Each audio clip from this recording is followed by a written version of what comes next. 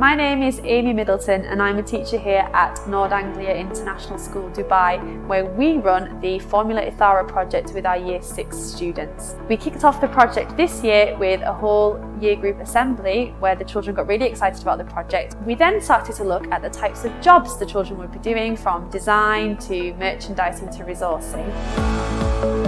Since participating in the project, I've learned quite a few skills such as creativity, knowledge of sponsorship, money, budgeting.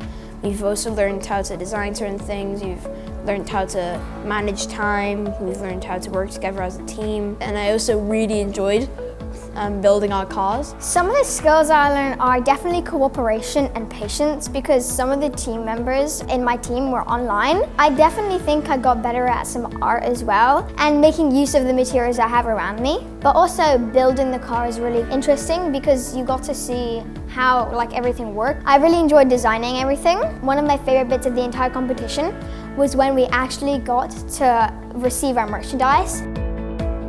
They had to create a logo which matched their name and matched their style, and also needed to include their team identity colours. Part of that was to think about the types of colour schemes they would be using, and then they took that a little step further by thinking about how they were going to apply this team identity to their uniforms and to their merchandise. I also really liked receiving our uniforms because one of the parents of one of the people in our team had embroidered everything for us, and we knew it took a really long time, and I definitely think all of that hard work paid off because they looked amazing.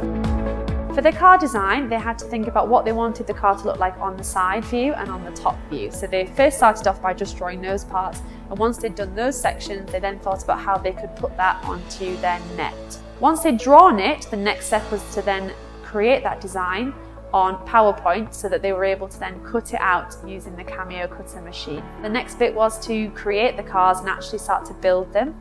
Once they'd built the cars using the QR codes and the videos that were sent to us from Yazin schools, the children were then able to print off their designs and stick it on top of the cars so that they were ready for racing.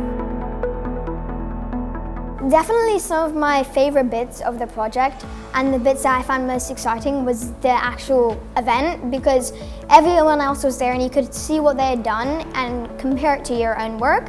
And we also had a really cool race day. Then I remember standing next to the race line and just watching the lights. 1, 2, 3, 4, 5, bing. And I remember the nerve-wracking moment of just holding that button.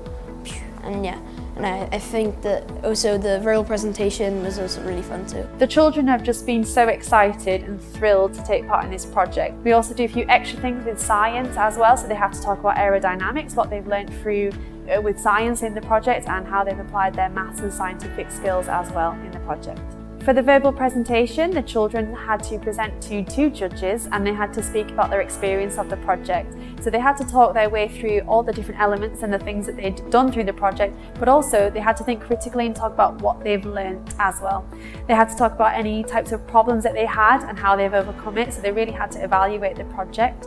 They had to speak only for 3 minutes, and they also had to have a PowerPoint presentation behind them which showed their team identity and gave visuals and images to the judges to show what they'd learned through the project. STEAM education is just so important for students, and we try to run it throughout our whole curriculum. It's really important for getting the children to work together, to apply those different skills that we've been teaching them throughout the curriculum. They then get to apply them much more independently, as well as other skills like collaboration, critical thinking, and their creativity skills as well. To get involved in the Yazin Schools programme, it was really easy. We had so much support from people over at Yazin Schools, and there's lots of information online. There are videos, there are QR codes taking you to the documents that you might need to use, and there's also a really good website which has all the resources on for you to download. I've done this project for a few years at our school now, and what I can say is it really gets the classrooms racing.